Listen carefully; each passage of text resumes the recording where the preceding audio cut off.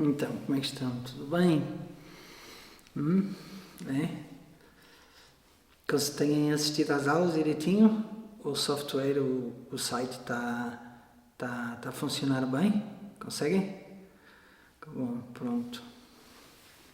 Então vamos lá, dar continuidade ao estudo, né?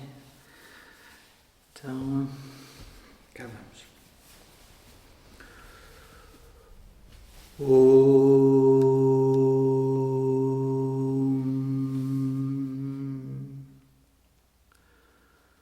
Shruti Smriti Purananam Alayam Karunalayam Namami Bhagavat Padam Shankaram Lokashankaram Shankaram Shankaracharyam Keshavam Badarayanam Sutra Bhashya Kartau Vande Bhagavantau Punah Punah Ishvaro Gururatmeti Murti Bheda Vibhagine Vyomavad Vyapta Dehaya Dakshinamurtaye Namaha Sadashiva Samarambham Shankaracharya Madhyamam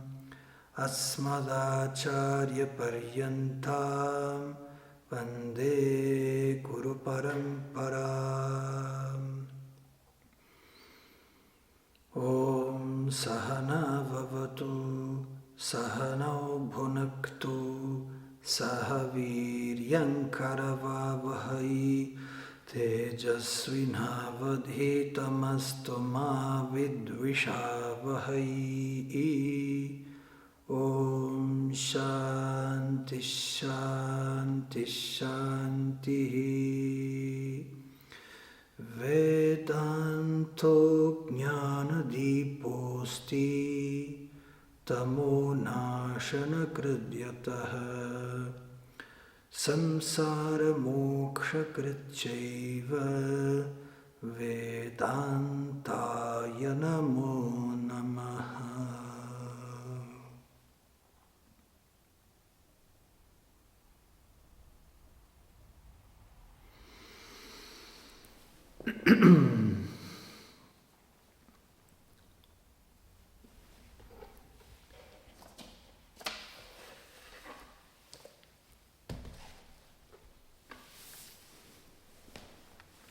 Nas aulas passadas, nós falamos de tópicos muito importantes, e especialmente na aula passada falamos de 3 purusharthas, de 3 objetivos de vida universais dos seres humanos. Falamos de artha, a busca humana universal por segurança, por poder, por estatuto, por dinheiro. Todos estão englobados nessa busca chamada Artha Purushartha. Purusha é ser humano. Sarvaihi Purushaihi Artyate Prartyate iti Purushartha. Aquilo que é procurado, pedido por todos, aquilo que todos buscam, é chamada uma busca universal. E, deste modo, tudo o que estiver inserido nessa busca é chamada busca por segurança. Uma carreira política pode ser considerada busca por segurança, etc, etc. Vimos também Kama Purushartha, o objetivo de vida universal ou que está na forma da busca por prazer, por conforto, por satisfação. Não basta ter uma casinha, estar sossegado e seguro lá dentro, ou segura. Queremos um sofá, não é? Um ecrã bom, não é? Que a casa esteja quentinha, bem decorada, confortável para podermos desfrutar. Primeiro, a necessidade é a segurança. Assim que essa necessidade está garantida, vem outra necessidade, que é a necessidade do prazer, da satisfação.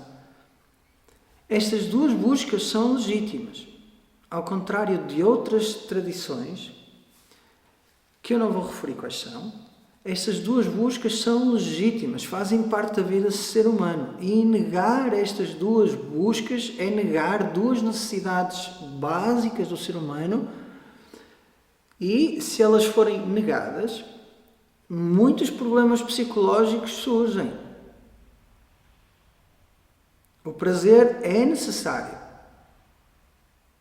Por isso é que em Portugal a Igreja está face a um problema com o qual já devia ter sido confrontado no passado e de forma assertiva, que é a promiscuidade das pessoas que estão a cargo de dar a missa às pessoas.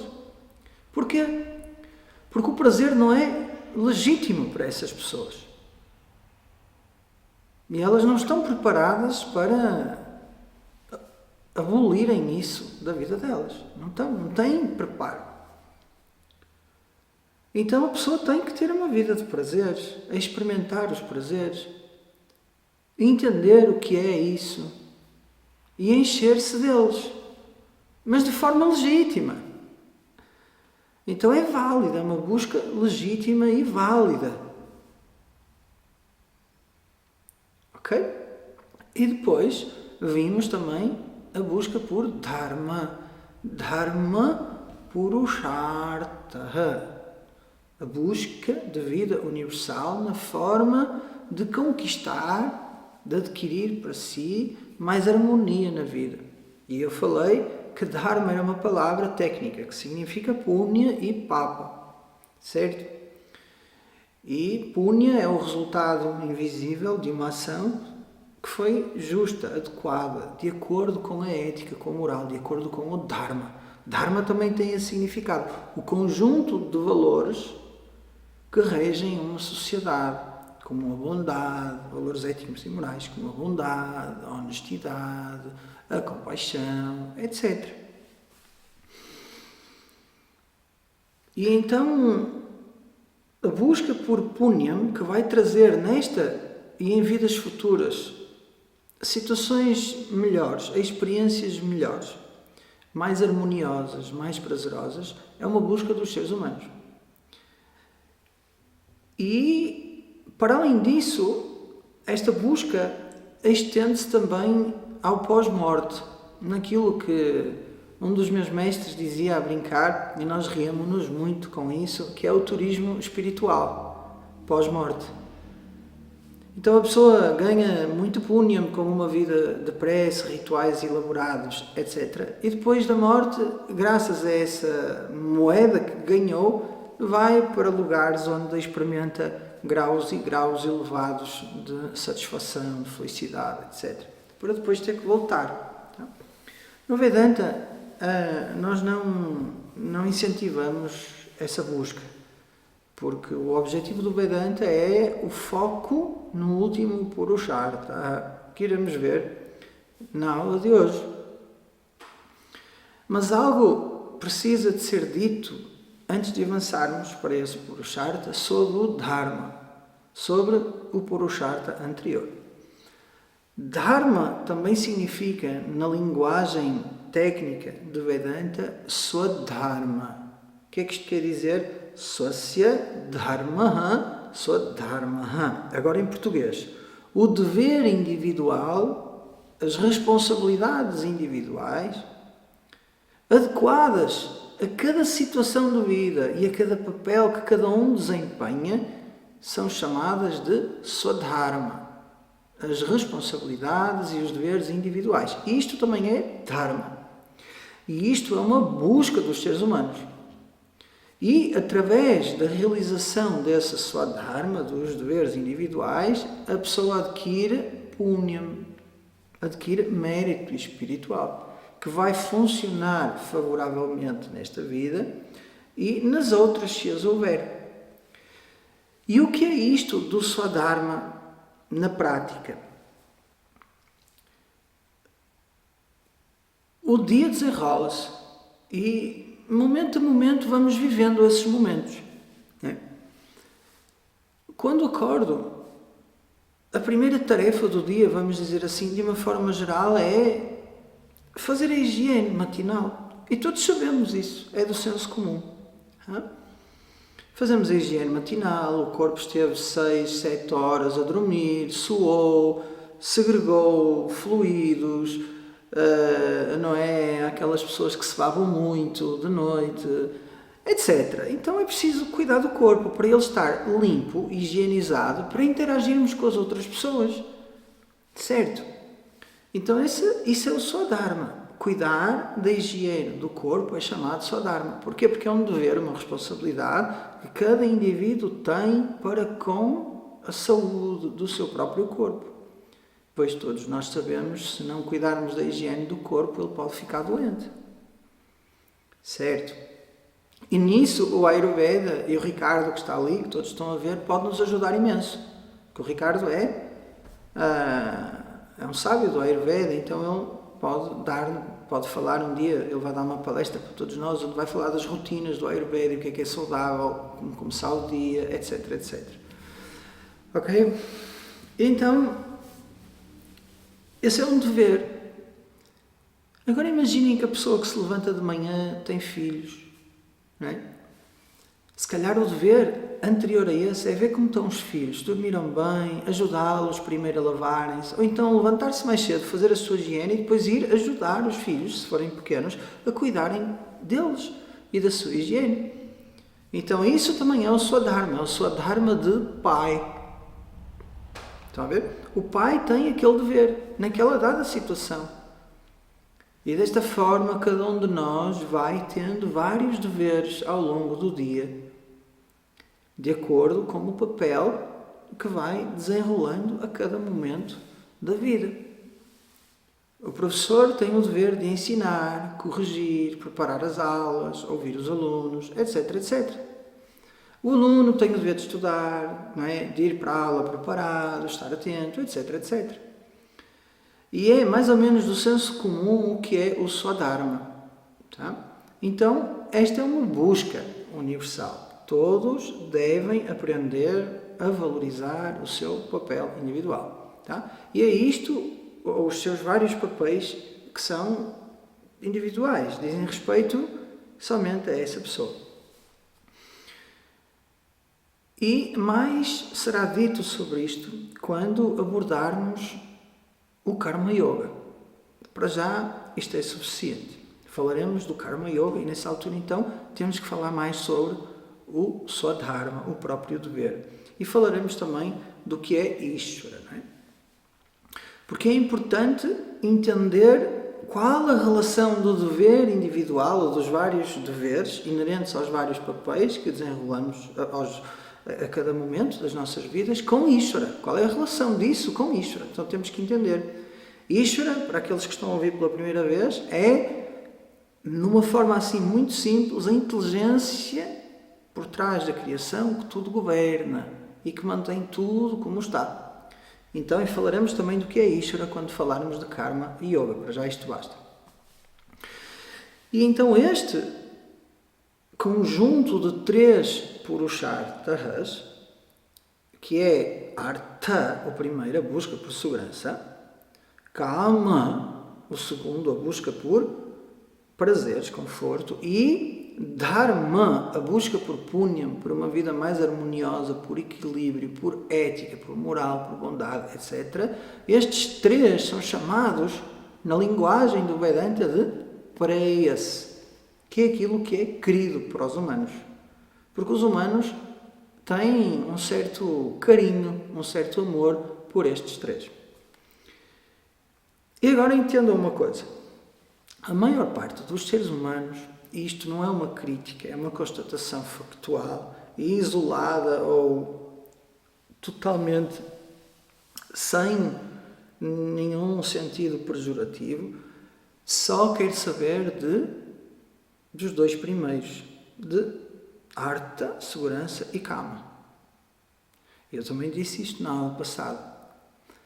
Consequentemente, vão fazer todo o tipo de atrocidades causadas pela pressão de querer poder, segurança e prazeres. Então as regras, a ética, a moral, a conduta adequada são ignoradas, negligenciadas. Não é que as pessoas não saibam, as pessoas sabem, mas negligenciam completamente essa parte importante da humanidade. E a pressão para ter prazer, a pressão para ter mais poder, mais segurança, mais dinheiro é tanta, mas tanta, que eles estão dispostos a mentir, ao crime, à falsidade, etc, etc. Não é? E vejam, é muito simples de ver como este comportamento é cotidiano, comum, é o pão nosso de cada dia da humanidade. Nós vamos a conduzir na estrada e o fulano vai com pressa, vai atrás de nós, não é? E cola-se a nós e começa a dar sinal de luzes não é? E nós não sabemos quem é que vai à frente, geralmente. Pode ser uma pessoa que está muito assustada, não sabemos, e estamos a fazer pressão naquela pessoa, não é? E depois esse fulano fica de tal maneira chateado, não é?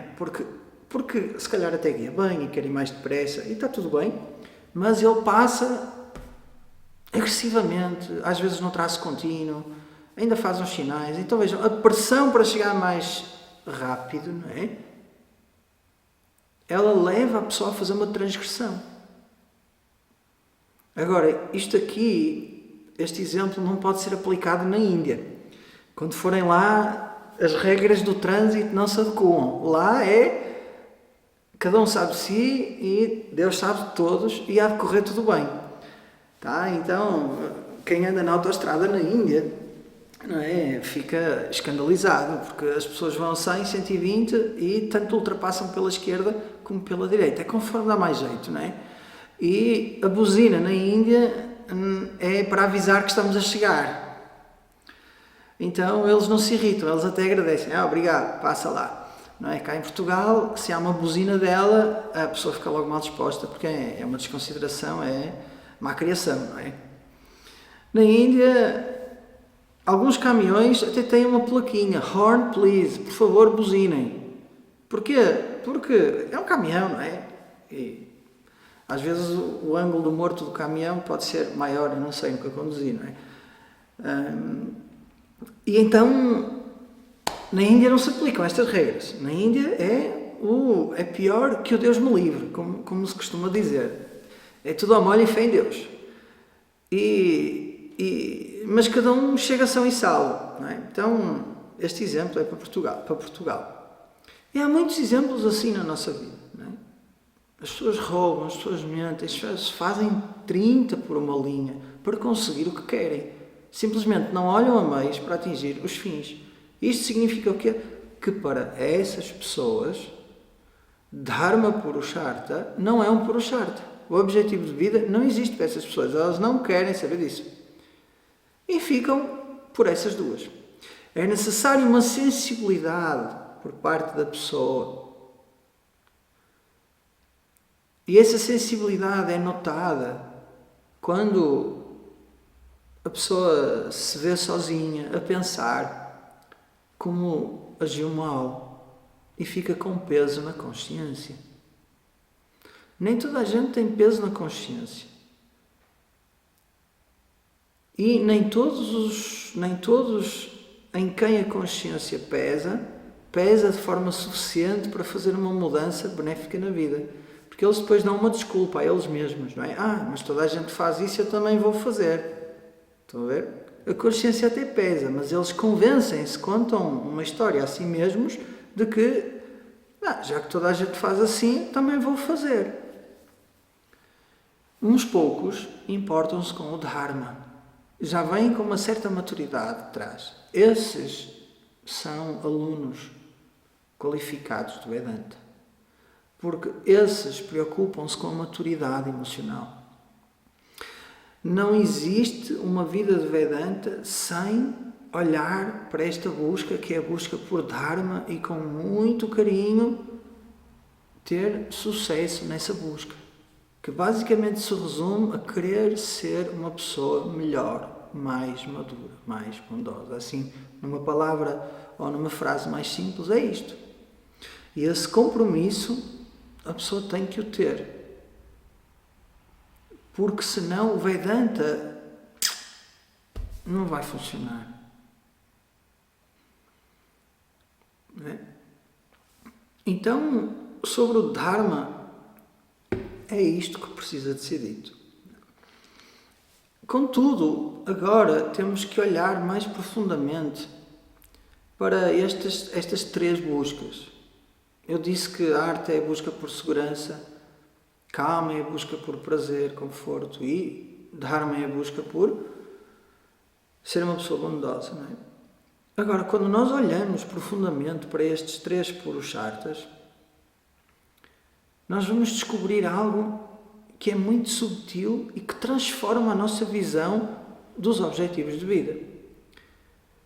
Ora vejam, quando alguém busca segurança, o que é que motiva essa pessoa a querer adquirir segurança? Será a segurança per si? Ou será que a pessoa quer tornar-se ou quer deixar de sentir-se insegura? O que é que motiva a aquisição de mais segurança? Será um sentimento de insegurança ou será pela segurança em si? Esta é a pergunta. Então vamos analisar. Vocês estão numa situação num país que não conhecem. Imaginemos o Rio de Janeiro, por exemplo, que é uma cidade perigosa. Tem lugares que são muito perigosos. Está de noite, não conhecem e vão na rua. E do outro lado da rua, ao longe, vem um vulto. E nesse momento nós pensamos, puxa, será que é um assaltante?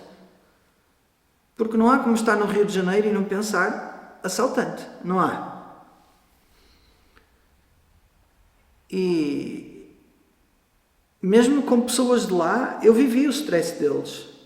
Não é? Estávamos lá e eles estavam sempre a ver se vinha alguma coisa. Então eu mimetizei isso quando estava lá, estava também atento. Não é? Ok, e o vulto está lá ao longe, do outro lado da rua. E o vulto começa-se a aproximar e atravessa para o nosso lado da rua. Atravessa. Opa! Atravessou para o nosso lado. Eu estou aqui sozinho. Eu preciso pensar assim. Tudo bem, eu posso ser um ninja e lutar 3 artes marciais, mas aqui no Rio eles têm pistola. E então há uma regra do Kung Fu, que é evita lutar. Isso é chamado Kung Foge, a melhor arte marcial de todas. É o Kung Foge. Em vez de Kung Fu, Kung Foge. E a pessoa o que é que pensa? Bem, eu vou atravessar para o lado de onde ele veio, já que ele atravessou para o meu. E se ele for atrás de mim é um assaltante, eu vou fugir. Então é uma tática, vou mudar de rua, de lado. Porquê que a pessoa muda de lado? Porquê? Porque sentiu-se insegura. E quis fugir àquele sentimento de insegurança, que é válido, obviamente. Então o que realmente faz com que essa pessoa atravesse para o outro lado da rua não é a segurança que está no outro lado da rua. É tentar ver-se livre, livrar-se do senso de insegurança que ficou muito manifesto. E é assim que nós vivemos a nossa vida.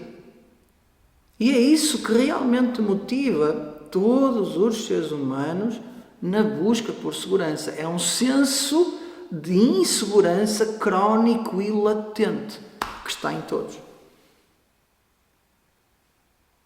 Um senso de insegurança que se manifesta nos relacionamentos, um senso de insegurança que se manifesta financeiramente, um senso de insegurança que se manifesta profissionalmente, de forma diferente para cada um. Este senso de insegurança manifesta-se e cada um, diferentemente, pois claro, procura libertar-se desse senso de insegurança, acreditando que com ações vá adquirindo segurança e vá diminuindo esse senso de insegurança. Mas como nós vimos na aula anterior, não existe um patamar de segurança onde a pessoa se sinta segura. Não. Porque a cada patamar por onde a pessoa sobe, lá vai inevitavelmente manifestar-se outra vez esse senso de insegurança. A pessoa ganha 1000 euros e consegue juntar 300 euros e decide fazer uma conta poupança. Não é? E quando decide aquilo, sente-se segura, porque pensa, quando eu me reformar ou se eu precisar, eu tenho aquele dinheirinho ali guardado, então vou todos os meses tentar pôr 1/4, 1/5 do dinheiro que eu faço mensalmente para o futuro. Uma poupança, um fundo de emergência, a pessoa pensa assim. Não é? E depois a vida continua e decidem comprar uma casa maior e contrair um empréstimo. Ou volta outra vez o senso de insegurança financeiramente, pois claro que tem que voltar. E como é que a pessoa vai querer fazer? Vai querer arranjar um segundo emprego, um part-time, para ganhar um bocadinho mais. Porque agora vai ter que tirar um pouco do bolo da poupança para ajudar no empréstimo.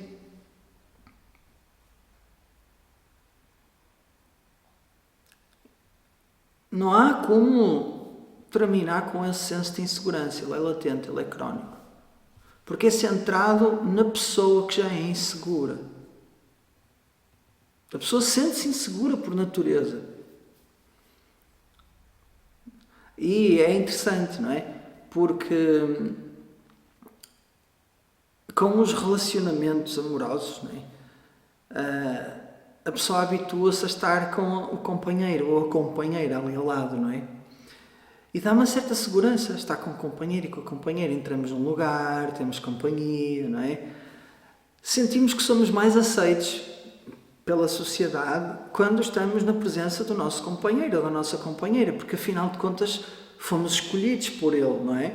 Então, e as pessoas estão habituadas a isso. Quando vão sozinhas a um evento, sentem-se como ligeiramente inseguras.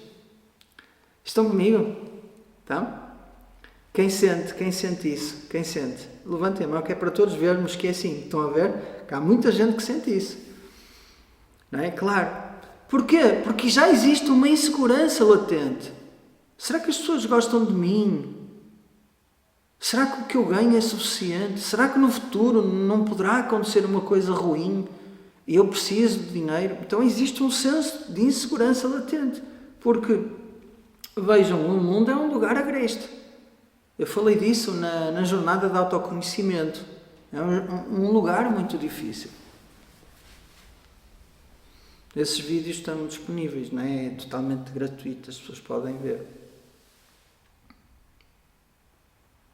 Então, o que motiva as pessoas para adquirirem mais segurança é esse senso de insegurança crónico, latente, que já lá está, que tornou-se uma normose.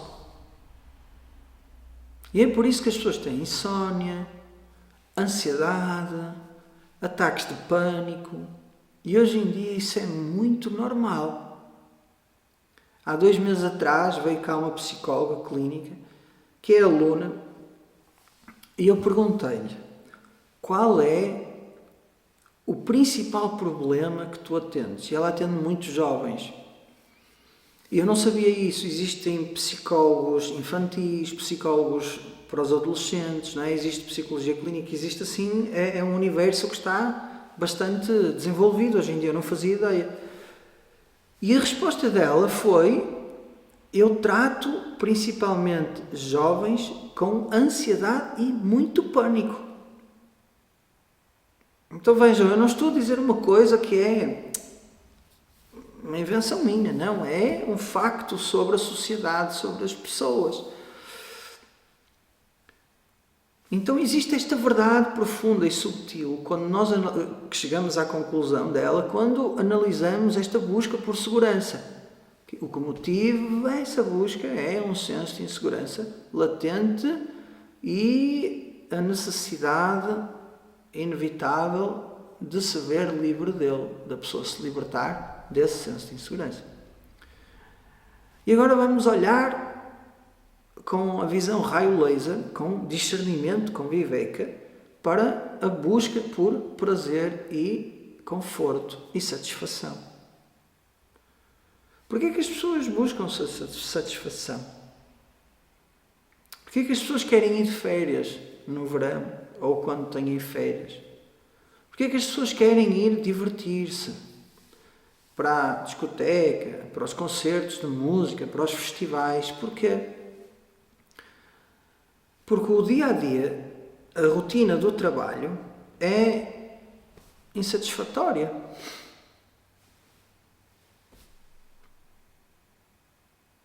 As pessoas sentem insatisfação. Então o que motiva a busca por prazer é tentar eliminar uma insatisfação que já existe. Eu vou dar um exemplo que é muito querido de todos nós. Vai ficar claro como água cristalina, como é assim. Vamos ver.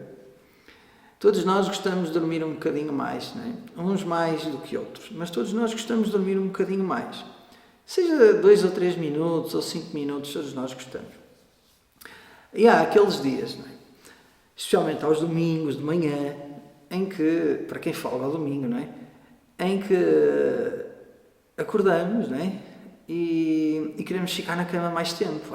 Hoje não tenho que fazer nada, vou descansar um bocadinho. Dormir faz bem, então deixa-me repor as energias, repor o sono atrasado, não é? Uns pensam assim, é o sono da beleza, não é? Mais meia horinha, é o sono da beleza, para ficar mais, com uma cara mais cristalina, mais bonita. Cada um tem as suas desculpas para dormir aquele soninho bom. O atleta pensa assim, vou dormir mais meia horinha, vai recompor aqui os meus músculos para eu treinar melhor, ou a recuperação vai ser melhor. Cada um pensa o que quiser, mas todos gostam de dormir um bocadinho mais. Só que há dias em que queremos dormir e não conseguimos, não é?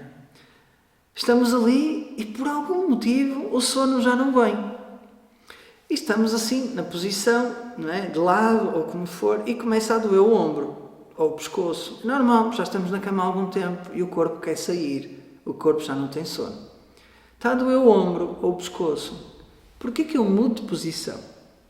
É porque eu quero mais prazer ou porque eu estou a sentir desprazer naquela altura? Nós só mudamos de posição porque ela dá desconforto. Se estivermos confortáveis, não precisamos de procurar o conforto, não é assim? Se estivermos a ter prazer, não precisamos de procurar o prazer porque já estamos a ter prazer. Não é? Acontecia comigo na altura em que eu ouvia muita música. Eu gostava de ouvir a mesma música muitas vezes. Passado um bocado a música já não bate. Não. O que dava prazer, agora deixa de dar prazer. Então temos que arranjar uma música nova, uma música diferente. Porquê que eu deixo de ouvir aquela música? Porque ela deixa de me dar satisfação. Na realidade dá-me insatisfação. Fiquei cansado da música, então procuro outra coisa, porque esta já não me satisfaz. Então qual é a visão aqui? Prestem bem atenção. A busca por satisfação, a busca por prazer, a busca por conforto é motivada pela sensação de desconforto, de desprazer, de insatisfação. Que de uma forma geral é latente em todos nós. Nós somos sedentos de prazer, todos nós. Nós queremos experienciar mais e mais níveis de prazer, mais e mais níveis de satisfação. É isso que motiva esta busca também. Ou seja, para pôr numa frase que fique retida, a busca por satisfação, por prazer, é motivada pela sensação de insatisfação, desprazer e pela necessidade da pessoa se ver livre, se livrar desse desconforto, dessa insatisfação. É isso que motiva, é a necessidade. A pessoa quer ver-se livre daquela insatisfação. Então, na primeira busca, a pessoa quer ver-se livre do senso de insegurança. Na segunda busca, a pessoa quer ver-se livre do senso de insatisfação. Já estão à espera Qual será a resposta agora na análise da busca por Dharma, por harmonia? O que é que irá acontecer nessa busca? Porquê é que a pessoa quer ser mais bondosa? Porquê é que a pessoa quer mais harmonia na sua vida? Porquê é que a pessoa quer mais punya, mais mérito espiritual? Que a pessoa concluiu que lhe falta mérito espiritual, não é? A pessoa concluiu que ainda não é uma pessoa suficientemente bondosa. E isso gera uma certa desarmonia dentro da pessoa. Então a pessoa quer evoluir, quer trabalhar. E então é muito comum eu ouvir: professor, ainda tenho tanto trabalho pela frente. Estão a ver? É aqui. Trabalho emocional, é isto. Ainda tenho tanto trabalho pela frente. Ou seja, eu ainda não estou onde eu quero, ainda me sinto insatisfeito, insuficiente do ponto de vista da bondade, da harmonia, do mérito espiritual. Eu queria ser uma pessoa mais bondosa, queria ter mais santidade. Então vejam, esta conclusão que eu ainda não chego do ponto de vista da bondade, do ponto de vista da harmonia, do ponto de vista do mérito espiritual. E depois tem alguns aspectos práticos aqui, que é: eu não me sinto merecedor, não é? Seja do que for, eu não sou uma pessoa boa.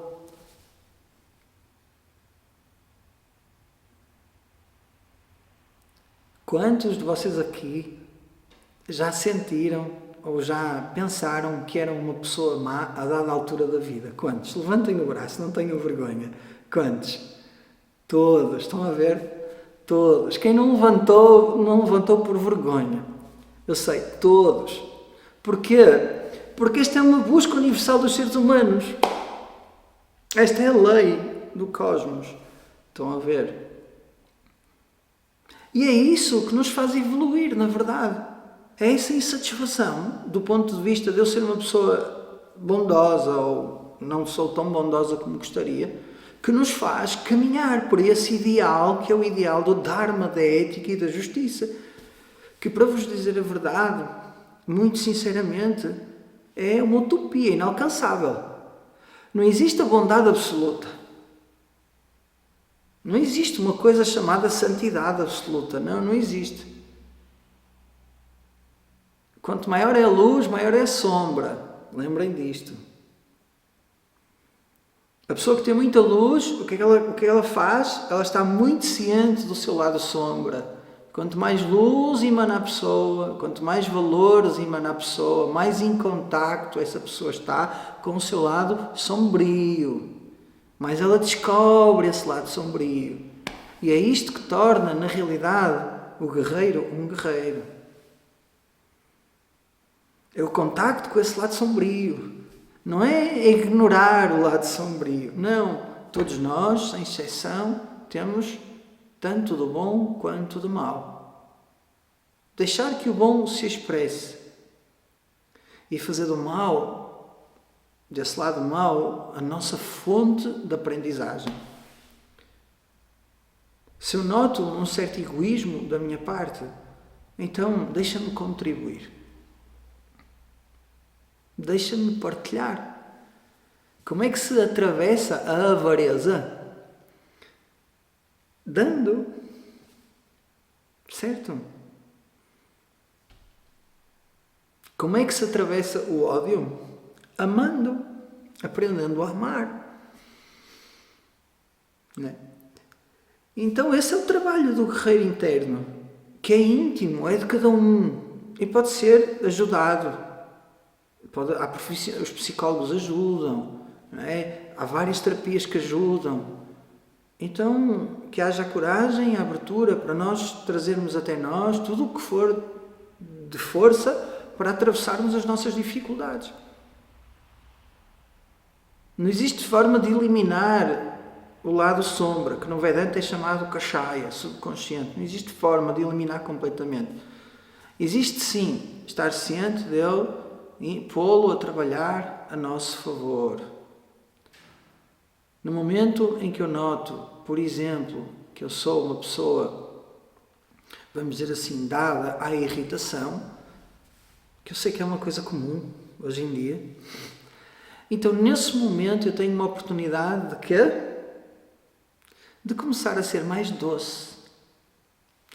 E quando eu domino a doçura, então eu consigo usar a minha raiva de forma assertiva e construtiva, porque a raiva e a irritação servem para quê? Para pôr os pontos nos is. Uma pessoa que não tenha irritação não consegue ser assertiva. Porque a irritação, a maior parte das vezes, surge de um senso de injustiça. E tem que haver uma certa dose, ou pelo menos a pessoa que crê que está a ser injustiçada, pode não ser. Há um desejo que foi frustrado, a pessoa considera-se injustiçada porque aquele desejo queria ser, a pessoa queria aquele desejo realizado, não conseguiu, então projeta raiva na obstrução do desejo, em quem causa a obstrução do desejo. Ok? Agora reparem, se essa raiva, se essa irritação for digerida, é possível ser assertivo e dizer o que tem que ser dito sem magoar. Cada emoção tem o seu lugar. E obviamente é mais fácil falar do que estar na situação e fazer o que tem que ser feito. E isso, meus queridos, aplica-se para todos. Crescer emocionalmente é para toda a vida. Toda a vida. Não pensem que vai haver uma idade em que... Não, é para toda a vida. E a beleza disto é que quanto mais a pessoa cresce, mais sente em si, de forma profunda, os benefícios desse crescimento. Então, crescer emocionalmente torna-se um prazer para a pessoa. E vem da insatisfação. Vem dessa insatisfação. Eu ainda não chego lá. Então, ainda bem. Está a ver? Então, o querer ver-se livre da ideia de que eu ainda não cheguei lá, do ponto de vista da bondade, da maturidade emocional, etc., está presente nesta busca, que é a busca por Dharma, e é, na realidade, o motor, a propulsão, aquilo que impulsiona a pessoa. Agora vejam o que é comum nas três buscas. Ver-se livre. Estão a ver? Libertar-se. Libertar-se é o último Purushartha, chamado moksha. Entendam isto, o que todos os seres humanos querem é libertar-se daquilo que traz sofrimento. Um sofrimento centrado na falta de segurança. Um sofrimento centrado na experiência de felicidade e de prazer que não é suficiente. E um sofrimento centrado no peso da consciência, não é? Então vejam, só existe na realidade um grande objetivo de vida dos seres humanos, que é chamado libertação. Mas as pessoas não veem não veem a vida desta forma. Isto não é fácil de ser entendido pelas pessoas. Que o que as pessoas na realidade procuram é liberdade. A liberdade desse senso. A liberdade desse sofrimento.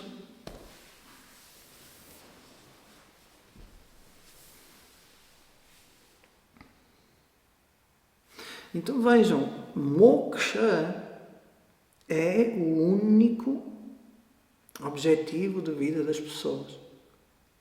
Moksha significa libertação. Vem da raiz verbal muts, libertar. Às vezes nós ouvimos mukti, vem da mesma raiz, mas leva outro sufixo, também significa libertação. Outra palavra é kaivalya, que é a ausência de dualidade. Outra palavra muito comum na linhagem dos budistas é nirvana. Nirvana é a ausência de limitação, também é dissolução.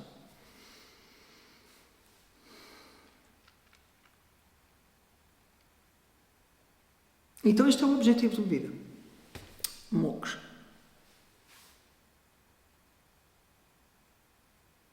Mas, para o comum dos mortais, e chamo comum dos mortais, não é, com carinho, esta visão sobre o objetivo da vida, que é chamada numa linguagem técnica do Vedanta, Purushartha Nishchayaha. Nishchayaha, a determinação, a conclusão, a visão clara de qual é o Purushartha, o objetivo da vida. Estão a ver? Só no Vedanta é que nós entendemos realmente como é que as coisas estão interligadas e quão importante é esta libertação do sofrimento para nós. E depois nós podemos apreciar na nossa vida prática, no dia a dia, como cada um busca ver-se livre dessa insatisfação que se manifesta a vários níveis. Então é bom que o impacto, não é, desta visão sobre qual é o verdadeiro objetivo da vida possa ser visto, não é, na nossa vida individual, que cada um, que eu quero dizer, para ser mais claro, é que cada um consiga transpor a mensagem desta aula para a sua vida prática, para o seu dia a dia, para as suas rotinas, e que traga, não é, uma visão clara, não é? E agora a questão é, qual é a natureza desta libertação? Libertação de quê? Não é? Já vimos que é a libertação deste tipo de sofrimento. Agora, qual é a causa deste sofrimento? Porquê que existe este senso de inadequação? Este senso de insuficiência sentido nas várias esferas da vida? Qual é a causa disso? Porquê que isso acontece? A causa é a identificação com o corpo, mente, personalidade. Entendam? Cada um de nós tem um senso de eu. Porque é impossível viver a nossa vida sem este senso de eu. E se perguntarmos a qualquer pessoa, define o que é o eu, não é? E obviamente não vamos perguntar com estas palavras, olha, define o que é o eu. Não, nós perguntamos, quem é você? Quem és tu? É? E a pessoa o que é que vai dizer? A pessoa vai dizer, eu sou este, sou filho daquele e daquela. Esta é a minha profissão, tenho esta idade, sou homem, correto?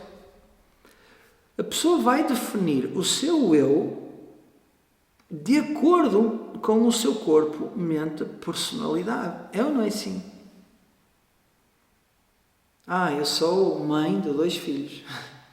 É muito comum as mulheres que são mães responderem a esta pergunta. Mas quem é você? Não é? Quem já viu entrevistas, não é? No YouTube, hoje em dia, é só entrevistas, podcasts, etc. Não é? Mas fala-me um bocadinho de ti, não é? Esta pergunta é como, fala-me um bocadinho de si. E o que é que a pessoa começa a dizer? Eu nasci no Porto, tenho 42 anos ou 43, o meu pai era taxista e a minha mãe era cozinheira e tenho 2 irmãos e estudei teatro, mas agora sou barman e o que eu gosto mesmo de fazer é de viajar. E agora a pergunta é, a pessoa falou de si, mas de que si é que a pessoa falou? De que eu é que a pessoa falou? Não é? Foi tudo relacionado ao corpo, mente, personalidade.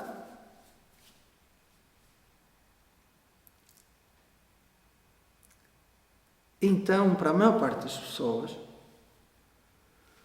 o eu é o corpo, mente, personalidade. Ponto final, parágrafo. Isto é o eu, para a maior parte das pessoas. E dentro desse corpo, mente, personalidade, existe alguma coisa chamada consciência. Que as pessoas nem sabem o que isso é. As pessoas sabem que são conscientes. Porque isso é uma verdade experiencial muito íntima de cada um. Eu estou aqui, eu sou consciente. Mas o eu, as pessoas definem-no como o corpo, mente, personalidade. E estaria tudo bem se daqui não viesse um enorme problema. Estaria tudo bem. As pessoas podem definir-se como elas quiserem. Não é? Hoje em dia as pessoas identificam-se com o género.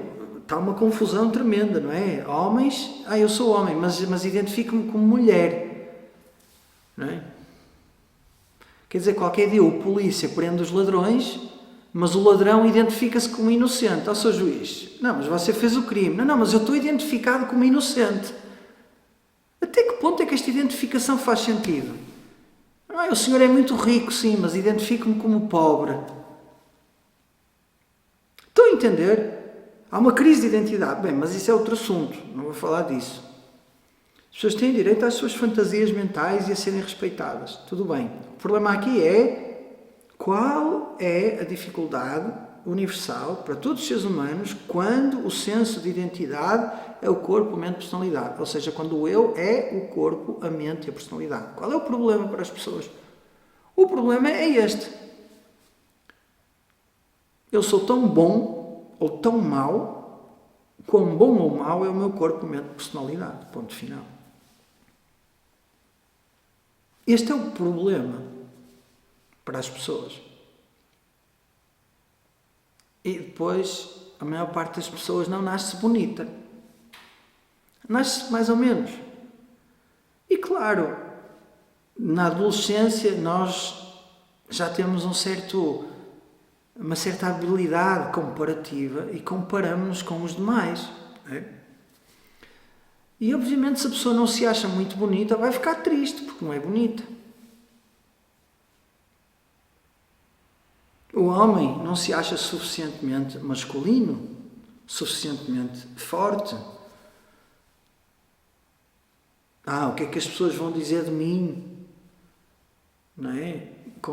Tenho 40 anos, mas já perdi o cabelo, pareço mais velho, puxa.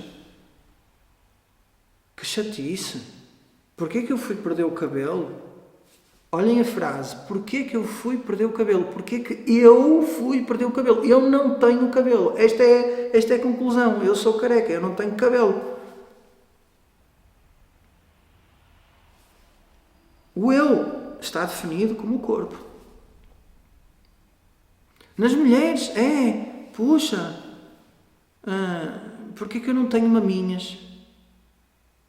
É um símbolo de feminilidade, de ser feminino, um símbolo de sensualidade também. Eu gostaria de ter mais maminhas. Ou as minhas maminhas são descaídas. Puxa, porquê é que eu nasci assim com as maminhas? Olha só o espelho e não vê do que gosta. E sofre por causa disso. Sofre muito por causa disso. A mulher sofre muito por causa do seu corpo. E é muito difícil ter um corpo que esteja dentro, mais ou menos, dos parâmetros daquilo que a sociedade hoje em dia aprova como beleza. É extremamente difícil. Os supermodelos passam as passas do inferno para caber naquele modelo. Não comem, viram anoréticas ou ganham doenças psicológicas e de foro alimentar, bulimia, etc. Para caberem naquele estereótipo de beleza, para serem aceites, para se sentirem amadas, para se sentirem mulheres.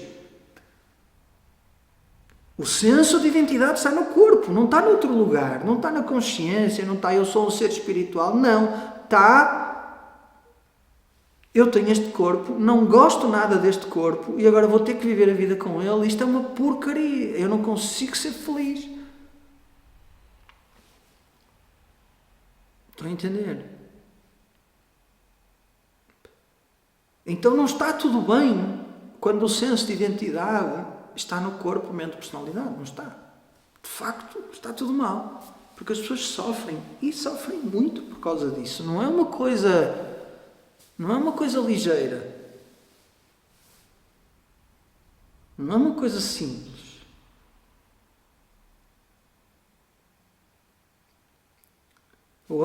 Não é? Somos treinados, diria mesmo doutrinados, não é?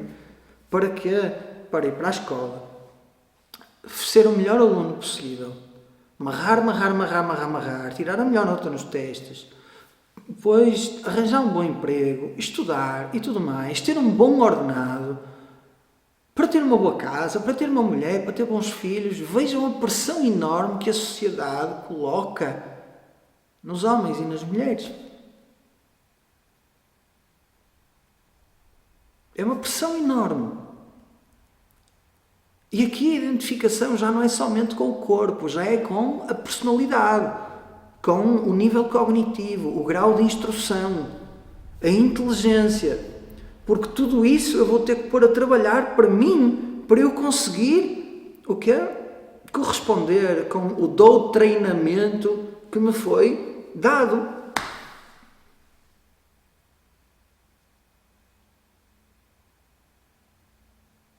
Então há pressão para ter um carro bom, há pressão para vestir roupas boas, há pressão para ter um bom ordenado. Do ponto de vista profissional, estão a ver? A pessoa sofre porque há uma identificação com esse eu que faz a profissão, que está centrado na personalidade, está centrado na capacidade cognitiva, no grau de instrução, etc.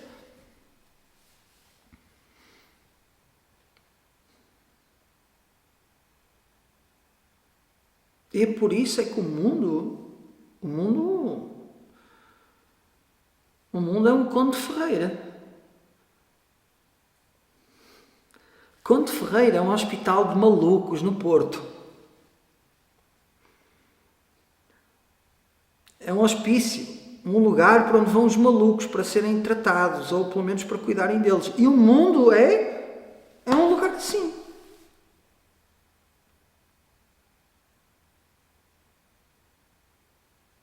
Se eu disser assim, quantos de vocês, por favor, levantem a mão, estão satisfeitos com o ordenado que recebem? Levantem a mão, sejam sinceros, estamos em família, estão satisfeitos com o ordenado que recebem ou queriam ganhar mais? Isto é uma área sensível, vamos ver. Ninguém levanta a mão? Têm vergonha, estão a ver? É uma área sensível, o ordenado. Já tinham sido má pessoa? Não, mas aqui ninguém levantou a mão. Porquê? Porque é uma área sensível. Porquê? Porque é vergonhoso ganhar pouco. Estão a ver? É isto que eu quero dizer. Eu sou sincero, eu gostaria de ganhar mais. E acho que qualquer pessoa no mundo gostaria de ganhar mais. Se eu ganhasse o dobro, podem crer que eu dava muito mais às pessoas. Não tenho vergonha nenhuma de dizer. Não tenho vergonha nenhuma de dizer. Agora, se me perguntarem, é uma pergunta pessoal, mas queres ter excesso de responsabilidade para ganhares esse dinheiro e viveres uma vida afogada, não é? Com o peso da responsabilidade? Não. Então, sendo assim, não. Não é? Sim, eu perguntar... quem está insatisfeito com o ordenado? Sim. Quem está insatisfeito? Ok. Tá? Quem está insatisfeito? Estão a ver? Há uma insatisfação. Agora a pergunta é... Obrigado por me terem corrigido. Eu fiz a pergunta de forma errada. Obrigado. Agora vejam. Estão insatisfeitos porquê? Chega para pagar as contas? Sim, senão não estavam a fazer o curso, não é? Portanto, obviamente chega. Chega para pôr comida na mesa? Chega. Então, de onde é que vem essa insatisfação? Vem porque eu olho para o lado. Eu concluo que ele ganha mais, está mais feliz. Está a ver? Foi por isso que eu comecei a dizer, porque cada um de nós tem a capacidade comparativa de se comparar com os demais e concluir o outro está melhor, quando o outro pode não estar melhor. É muito giro, porque a Sónia, a minha companheira, trabalha numa empresa. Então eu vou sabendo das coisas todas que se passam na empresa. Então eu ouço falar das pessoas, tenho uma ideia mental das pessoas. Não é? Já ouço falar do Nuno há muitos anos, já ouço falar do Ricardo há muitos anos. E ela até me diz, sabes o Ricardo? Eu nunca vi o Ricardo na vida, mas sei quem é o Ricardo, porque vai-me contando as coisas do Ricardo. E então, por causa da inflação, lá na empresa dela, tiveram que aumentar, eu acho que era 5%. A EDP e outras empresas tiveram que aumentar os ordenados 5%. Sim, claro, podíamos realizar mais coisas, mas a realização dessas coisas iria trazer a satisfação que nós procuramos? Momentaneamente sim, mas depois o problema continuava, não é? O problema continuava. não é? Mas vejam, a busca por dinheiro é legítima. Ganhem quanto vocês quiserem. Esforcem-se, ganhem. Realizem os vossos desejos. Esta é a beleza da tradição védica. Esta é a beleza. Não há culpa. O mundo é assim, sempre foi assim. Então, ganhem abundância, partilhem a abundância, que haja abundância nas nossas vidas. Esta é uma prece que nós temos que ter, não é? Que haja abundância. Não é? Então está aqui uma pergunta da Patrícia, não é? Isso é as cenas dos próximos capítulos, não é? Eu vou falar disso, não é? E então a Sónia fala, não é, das pessoas, não é? E deram um aumento, mas o aumento não favoreceu todos por igual. Então foi um aumento injusto dentro da empresa para algumas pessoas. Pois, o sururu que foi causado por causa disso. E já vai o sindicato, e já vai não sei o quê, já vai isto e aquilo, e algumas pessoas já estão umas contra as outras e não sei o quê, por causa de um simples aumento. Estão a ver? O que representa o ordenado, não é? Não é? Ter filhos, a dor de não ter filhos, não é? A dor da separação, não é? Então vejam, só para terminar a aula, e na próxima aula vamos continuar a falar disto, que é muito importante e tem que ficar claro. A identificação com o corpo, mente, personalidade, que está na forma da conclusão, eu sou este corpo, mente, personalidade, traz problemas. Não é inócua. Não é uma coisa salutar. Não é algo benéfico para a pessoa. Apesar de ser comum e apesar de ser universal, mas não é benéfico. Constitui um problema na realidade universal que é, no fundo, causado pela ignorância. É isso que nós vamos ver na próxima aula. Não é? Como é que essa identificação com o corpo, mente, personalidade acontece. Porque é que ela é assim? Om Purnamadav Purnamidam Purnat Purnamudachyate Purnasya Purnamadaya Purnameva Vashishyate Om Shanti Shanti Shanti Harihi Om Shri Gurubhyo Namaha Harihi Om